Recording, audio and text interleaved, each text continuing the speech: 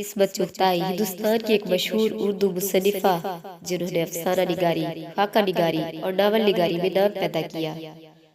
اتر پردیش میں پیدا ہوئی جبکہ جودھ پور میں پلی بڑھی، جہاں ان کے والد مرزا قسیم بیگ چغتائی ایک سول ملازم تھے۔ راستہ جہاں، واجدہ تبسم اور قرۃ العین حیدر کی طرح عصمت چغتائی نے بھی اردو ادب میں انقلاب پیدا کر دیا۔ عصمت چغتائی لکھنؤ میں پروگریسو رائٹرز موومنٹ سے بھی منسلک رہی۔ تعارف: عصمت چغتائی کی پیدائش 21 اگست 1915 میں ہندوستان کے شہر بدایوں میں ہوئی اور 77 سال کی عمر میں 1991 میں ان کا انتقال ہو گیا۔ عصمت چغتائی کا ادبی خاندان: عصمت چغتائی کے نانا کا امراؤ علی تھا، جن کا شمار اردو کے ابتدائی دور کے ناول نگاروں میں ہوتا تھا۔ ان کے دو ناول خاص طور پر رزم بزم اور البرڈمل اپنے وقت میں بہت مشہور اور مقبول ہوئے تھے۔ ان کے بھائی مرزا عظیم بیگ چغتائی اردو کے مشہور مزاح نگار تھے۔ فلمی سفر: ضدی یہ فلم 1948 میں عصمت چغتائی نے لکھی تھی۔ 1950 میں آرزو فلم کے انہوں نے مکالمے بھی لکھے اور اسکرین پلے بھی، جبکہ کہانی بھی عصمت چغتائی کی ہی تھی۔ 1958 میں سونے کی چڑیا فلم کی کہانی بھی انہوں نے ہی لکھی۔ 1974 میں ایک فلم آئی تھی جس کا نام گرم ہوا تھا، جو عصمت چغتائی کے ایک افسانہ کو بنیاد بنا کر بنائی گئی تھی۔ اس فلم کے مکالمے اور اسکرین پلے کیفی اعظمی اور شمع آزادی نے تحریر کیے تھے۔ اس کے علاوہ عصمت چغتائی نے فلم جنون اور فلم محفل کے بھی مکالمے تحریر کیے۔ عصمت چغتائی کی افسانہ نگاری: عصمت چغتائی نے خواتین اور ان سے جڑے مسائل پر لکھا ہے۔ ان کے افسانے اور ناول متوسط طبقہ کی خواتین کی نمائندگی کرتے ہیں۔ ان کا پہلا افسانہ گیندا ہے۔ اس افسانے میں انہوں نے کئی اہم موضوعات کا احاطہ کیا ہے۔ اس افسانہ کا مرکزی کردار گیندا ہے۔ یہ ایک نہایت غریب لڑکی ہے۔ اس کی سہیلی ایک اوسط درجہ کے گھرانے سے تعلق رکھتی ہے۔ کہانی اسی لڑکی کی زبانی سنائی گئی ہے۔ دونوں بچپن سے ساتھ کھیلتے ہیں۔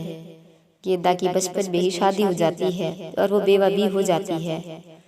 کھیل کے دوران میں جب گیندا کو سندور دیا جاتا ہے تو وہ کہتی ہے کہ بدوا کاہے کو سنگھار کرے۔ گیندا کی سہیلی کا بھائی گیندا کو ماں بنا دیتا ہے۔ کسی طرح لڑکے کو دہلی بھیج دیا جاتا ہے۔ سال ڈیڑھ سال بعد گیندا کی سہیلی واپس آتی ہے تو گیندا کی گود میں بچہ ہوتا ہے۔ عصمت چغتائی ترقی پسند ادب سے وابستہ تھی۔ ترقی پسند ادب کے بارے میں انہوں نے کہا، ایسا ادب جو انسان کی ترقی چاہے، انسان کی بھلائی چاہے، وہ ادب، وہ آرٹ جو انسان کو پیچھے نہ دھکیلے، انسان کو دنیا کی اچھی سمت پر چلائے، وہ ادب جو انسان کو صحت، علم اور کلچر حاصل کرنے میں مدد دے اور جو ہر انسان کو برابر کا حق دینے پر یقین رکھتا ہو، انسان کی زندگی کے عروج کا قائل ہو، انسان کو گندگی سے نکال کر صاف و شفاف علم کی طرف پہنچا دے، مکمل طور پر انسان کی بھلائی چاہے، اس کے سوچنے کے انداز پر ایسا اثر ڈالے کہ بجائے پیچھے ہٹنے کے آگے بڑھے، اندھیرے میں جانے کے بجائے اجالے کی طرف آئے، وہ ادب ترقی پسند ہے۔ جب ہم ترقی پسند ادب کہتے ہیں تو اس کی وسعت لامحدود ہے۔ قصہ، کہانی، نظم، غزل، غرض کے ہر فکر و عمل کے کارہائے نمایاں جس سے انسان کی فلاح و بہبود مقصود ہو، وہی دراصل ترقی پسند ادب ہے۔ لحاف: 1934 میں انہوں نے لحاف کے نام سے کہانی لکھی۔ لحاف کے بارے میں عصمت چغتائی اپنی آپ بیتی میں لکھتی ہیں کہ لحاف سے پہلے اور لحاف کے بعد میں نے جو کچھ لکھا اس پر کسی نے غور نہیں کیا۔ لحاف کا لیبل اب بھی میری ہستی سے چپکا ہوا ہے۔ لحاف میری چڑ بن گیا ہے۔ میں کچھ بھی لکھوں لحاف کی تہوں میں دب جاتا۔ لحاف نے مجھے بڑے جوتے کھلوائے۔ چوتھی کا جوڑا: چوتھی کا جوڑا عصمت چغتائی کا نمائندہ افسانہ ہے۔ یہ غریب بیوہ بی اما کے خاندان کی کہانی ہے۔ دو بیٹوں کی ماں گھر میں زری کا کام کر کے اپنی اور بیٹیوں کی کفالت کرتی ہے۔ کبرا بڑی لڑکی ہے جس کی عمر کافی بڑھ چکی ہے اور اس کی شادی کی فکر میں وہ گھلی جا رہی ہے، جبکہ وہ چھوٹی بیٹیا وحیدہ ہے۔ زری اور قطرن کے کام میں ہی بی اما بہت زیادہ ماہر تھی اور محلہ کی عورتیں جن کپڑوں میں مکمل سلائی نہ ہوتی وہ لا کر بی اما کے حوالے کر دیتے اور وہ اس طرح سے قطرن کرتی کہ کپڑا برابر ہو جاتا۔ یہ مہارت و استقلال کے ساتھ کرتی اور محلہ کی عورتیں حیرت سے اس کا منہ تکتی۔ بی اما کی مہارت کے بعد عصمت چغتائی نے اس بیوہ کی دلی خواہش کی طرف توجہ دلائی ہے۔ अपनी बेटी की शादी की ख्वाहिश दिल में लिए वो बार बार चौथी का जोड़ा बनाती और पुराना होने पर उसे उधेड़ कर फिर से नया कर देती। बी अम्मा की कैफियत को वो इस तरह बयान करती है। दोपहर का खाना खाने के बाद दोपहर का खाना के बी अम्मा एक बड़ा संदूक खोल कर बैठ जाती, जिसमें रंग बिरंगे दुपट्टे, शादी और चौथी के जोड़े वगैरह होते। उसे देखकर वो कुबरा की शादी के बारे में सोचती। मोहल्ला की कितनी दुल्हनों के लिए जोड़ा तैयार करने वाली बी अम्मा अपनी बड़ी बेटी कुबरा के लिए जोड़ा तैयार करती, और जब वो पुराना हो जाता तो उसे उधेड़ देती और फिर से नया जोड़ा बनाती। जब मोहल्ला 4 औरतें जमा होती तो मुख्तलिफ मसाइल पर गुफ्तगू भी होती, साथ ही कभी कभी बेहुदा मजाक भी होते थे। उन मजाकों की तरफ इशारा करते हुए लतीफ अंदाज में इस्मत चुगताई लिखती है। जब मोहल्ला की औरतें जमा हो जाती और मजाक करने लगती तो कम उम्र और कंवारी लड़कियों के दूर बिठा दिया जाता। जब जोरदार कहका बुलंद होता तो वो लड़कियां सोचने लगती कि हम कब इस तरह का कहका लगा सकेंगी। इस चहल पहल से दूर कुबरा मच्छरों वाली कोठरी में सर झुकाए बैठी रहती। कुबरा की उम्र बढ़ रही है और मच्छरों वाली कोठरी में पड़ी रहती है। उसकी छोटी बहन हमीदा इस कहानी का अहम किरदार है। अक्सर जुमले इस्मत चुगताई ने उसी के जरिए से कहलवाए हैं। हमीदा के अबू की तफसीलात भी हमीदा के जरिए ही बतलाई गई हैं। हमीदा छोटी बेटी है और उसे अपने अबू की याद आती है। अब कितने दुबले पतले थे, जैसे मुहर्रम का अलम। एक बार झुक गए तो सीधे खड़ा होना दुश्वार था। सुबह सुबह नींद की मिसवाक तोड़ लेते और फिर हमीदा को घुटने बिठाकर ना जाने क्या सोचते हुए मिसवाक करते। मिसवाक का कोई खूसड़ा हलक में चले जाता तो खांसते ही चले जाते। हमीदा बिगड़ कर उनकी गोद से उतर आती। बी अम्मा के शौहर की बीमारी का तज़किरा इस्मत चुगताई ने मुकालमा के जरिए लिखा है। कुछ दवा दारू क्यों नहीं करते, कितनी बार कहा तुमसे। बड़े शिफा खाने डॉक्टर कहता है सोया लगवाओ, रोज 3 पाव दूध और आधी स्टर्ट मक्खन खाओ। खाक पड़ी डॉक्टरों की सूरत पर भला, एक तो खांसी ऊपर से चिकनाई, बलगम न पैदा कर देगी। हकीम को दिखाओ, किसी को दिखाऊंगा, ये कहकर वो हुक्का गड़गड़ाते। घर के अहम फर्द के इंतकाल के बाद घर के हालात बिल्कुल बदल जाते हैं। इस्मत चुगताई ने तब्दीलियों को अपने मखसूस अंदाज में इस तरह बयान किया है। अब्बा एक दिन चौखट पर गिर गए और उन्हें उठाने के लिए किसी हकीम या डॉक्टर का नुस्खा ना आ सका, और हमीदा ने मीठी रोटी की जिद करनी छोड़ दी और कुबरा के पैगाम न जाने किधर रास्ता भूल गए। जानो किसी को मालूम ही नहीं कि इस टाट के पर्दे के पीछे किसी की जवानी आखिरी सिसकियां ले रही है और एक नई जवानी सांप के फन की तरह उठ रही है। मगर बी अम्मा का दस्तूर न टूटा। वो उसी तरह रोज दोपहर को सादरी में रंग बिरंग कपड़े फैलाकर गुड़ियों का खेल खेला करती है। कहानी में एक अहम मोड़ उस वक्त आता है जब हमीदा के मंझले मामू का बेटा राहत उस बेवा के घर में एक उम्मीद की किरण बन कर आता है। बेवा बी अम्मा ये समझती है कि उसके भाई का बेटा यहाँ आया है तो हो सकता है उसका दामाद बन जाए।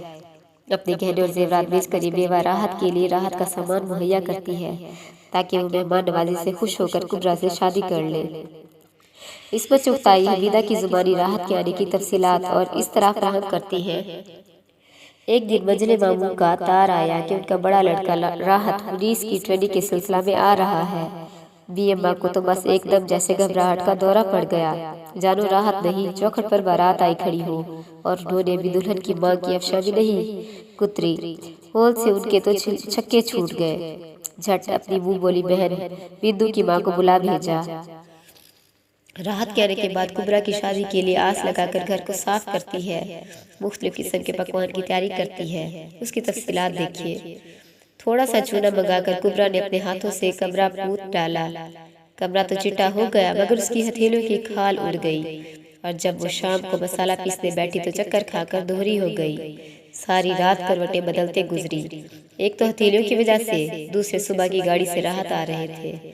राहत के आने की इत्तला पाकर हमीदा भी खुश होती है और खुशी में वो फजर की नमाज पढ़कर दुआ मांगी। अल्लाह मेरे अल्लाह मियाँ, आपके तो मेरी आपा का नसीबा खुल जाए। मेरे अल्लाह मैं 100 रकात नफिल तेरी दरगाह में पढ़ूंगी। कुबरा वही खोटड़ी में छुपी रहती है। जब और पराठों का नाश्ता करके बैठने चले जाते हैं तो कुबरा नई दुल्हन की तरह पैर रखती कोठरी से निकलती है और झूठे बर्तन उठा लेती। कुबरा और हमीदा में मजाक भी होता है। लाओ मैं धोऊं भी आपा, हमीदा ने शरारत से कहा। नहीं, वो शर्म से झुक गई। حمیدہ چھیڑتی رہی، بی اماں مسکراتی رہی اور کریب کے دوپٹے پر پلو ٹانگتی رہی۔ بیوہ کے گھر میں روز دعوتیں ہو تو پھر گھر کے سامان کہاں گھر میں رہتے ہیں۔ پھول، پتا اور چاندی کی پازیں فروخت کر کے وہ راحت کے لیے پراٹھے، کوفتے، پلاؤ وغیرہ کا انتظام کرتی اور خود پانی سے روکھا نوالا نگلتی۔ داماد کے لیے گوشت اور مچھلے کھلاتی۔ اس پر چغتائی حمیدہ کے ذریعے ہونے والی داماد کے لیے جو گہما گہمی ہے اس کی نشاندہی اس طرح کرتی ہے: ہم بھوکے رہ کر داماد کو کھلا رہے ہیں۔ بی آپا صبح سویرے اٹھ کر جادو کی مشین کی طرح ہر کام پر جٹ جاتی ہے۔ نہار منہ پانی کا گھونٹ پی کر راحت کے لیے پراٹھے تلتی ہے، دودھ اٹھاتی ہے تاکہ موٹی سی ملائی پڑے۔ اس کا بس نہیں تھا کہ وہ اپنی چربی نکال کر ان پراٹھوں میں بھر دے۔ کیوں نہ بھرے، آخر کو ایک دن اس کا اپنا ہو جائے گا۔ جو کچھ کمائے گا اس کی ہتھیلی پر رکھے گا۔ پھل دینے والے پودے کو کون نہیں سینچتا۔ اتنا ہی نہیں، وہ راحت کے کپڑے دھوتی، بدبودار موزے دھوتی، ناک صاف کیے ہوئے رومال بھی دھوتی، گھر کو جھاڑو لگاتی۔ راحت کے بارے میں دیکھیے، راحت صبح سویرے انڈے پراٹھے ڈٹ کر کھاتا اور شام کو آ کر کوفتے کھا کر سو جاتا اور بی اماں کی منہ بولی بہن خسر پسر کرتی۔ راحت کچھ بات نہیں کرتا تو بی اماں ان کی سہیلی وحیدہ کو کہتی ہے کہ راحت سے بات کرے۔ وحیدہ رات سے مذاق کرتی ہے، ساتھ ہی ڈرتی بھی ہے، تو بی اماں کہتی ہے وہ تجھے کھا تھوڑی ہی جائے گا۔ وہ نہیں چاہتی کہ راحت سے مذاق کرے، لیکن اپنی بہن کی خوشی کے لیے وہ مذاق کرتی۔ بی اماں کی سہیلی کا نسخہ کام کرتا ہے اور راحت دن کا زیادہ تر وقت اب گھر پر ہی رہنے لگا۔ حد تو یہ ہوئی کہ وہ کوفتوں کو کھلی اور بھوسا کہتا۔ وحیدہ سوچنے لگتی کہ ہم اس سے گرما گرم کوفتے کھلا رہے ہیں اور خود روکھا ساکھا کھا رہے ہیں اور یہ اس طرح کی باتیں کرتا ہے۔ پھر وہ اپنی بہن کے لیے بھی برداشت کرتی ہے، دل میں سوچتی ہے بی آپا تو چولہے میں جھنکی رہتی، بی اماں چوتھی کے جوڑے سیاہ کرتی اور راحت کی غلیظ آنکھیں تیر بن کر میرے دل میں چبھا کرتی۔ بعد میں بات چھیڑنا، کھانا کھاتے وقت کبھی پانی تو کبھی نمک کے بہانے سے اور ساتھ ساتھ جملہ بازی میں کھسیا کر بی آپا کے پاس جا بیٹھتی۔ جی چاہتا صاف کہہ دوں کسی کی بکری اور کون ڈالے دانا گھاس۔ اے بی، مجھ سے تمہارا بیلنا نہ تھا جائے گا۔ مگر بی آپا کے الجھے ہوئے بالوں پر چولہے کی اڑتی ہوئی راکھ نہیں، میرا کلیجہ دھک سے رہ گیا۔ میں نے ان کے سفید بال لٹ کے نیچے دبا دیے۔ ناس جائے اس کمبخت کڑے کاہے، چاری کے بال پھٹنے شروع ہو گئے۔ بی آپا اور بی اماں وحیدہ کو بلا کر اس کی تفصیل پوچھتے کہ بتا تو صحیح راحت کیا کہہ رہے تھے اور کیا کہہ رہے تھے، اور وحیدہ جھوٹ جھوٹ کی باتیں بنا کر انہیں خوش کرتی کہ وہ پکوان کی تعریف کر رہے تھے۔ بی آپا سویٹر راحت کی نظر کر دیتی ہے۔ جب وحیدہ کہتی ہے کہ وہ سویٹر پہن لے تو گبرا کہتی ہے کہ ویسے بھی چولہے کے پاس جلسن رہتی ہے۔ راحت کی حرکتیں بڑھنے لگتی ہیں اور وہ وحیدہ کا ہاتھ پکڑتا ہے جس سے چوڑیاں ٹوٹ جاتی ہیں۔ جب وہ اپنی بی اماں سے شکایت کرتی ہے تو وہ کہتی ہے کہ کیا ہوا، موم کی بنی ہوئی ہو، ذرا سا ہاتھ لگایا اور پگھل گئی۔ خیر تو بھی چوتھی میں بدلہ لیجیے، کسر نکالیو کہ یاد کرے میاں جی۔ منہ بولی بہن آ کر بہنوئیوں سے چھیڑ چھاڑ کرنے کے ہتھ کنڈے بتانے لگی۔ 6 مہینے تک کھانا کھلانے کے بعد بھی جب راحت شادی کی بات نہیں کرتا تو بی آپا حمیدہ کو مولوی صاحب کا دم کیا ہوا ملیدہ دیتی ہے تاکہ وہ راحت کو کھلائے۔ وحیدہ ملیدہ لے کر راحت کے پاس جاتی ہے، راحت سے کہتی ہے کہ یہ ملیدہ ہے۔ راحت منہ کھول دیتا ہے، وہ منہ میں نیاز کا ملیدہ ڈالنے کے لیے آگے بڑھتی ہے۔ راحت اسے دبوچ لیتا ہے اور وحیدہ کی عزت کو تار تار کر دیتا ہے۔ راحت کی واپسی کے بعد گھر کا نقشہ عصمت چغتائی وحیدہ کی زبانی اس طرح کھینچتا ہے: صبح کی گاڑی سے راحت مہمان نوازی کا شکریہ ادا کرتا ہوا روانہ ہو گیا۔ اس کی شادی کی تاریخ طے ہو چکی تھی اور اسے جلدی تھی۔ اس کے بعد اس گھر میں انڈے نہ تلے گئے، پراٹھے نہ پکے اور سویٹر نہ بنے گئے۔ دکھ جو ایک عرصہ سے بی آپا کی طاق میں بھاگی بھاگی پیچھے آ رہی تھی، ایک ہی جست میں انہیں دبوچ بیٹھی اور انہوں نے جھکا کر اپنا نامراد وجود اس کی آغوش میں سونپ دیا۔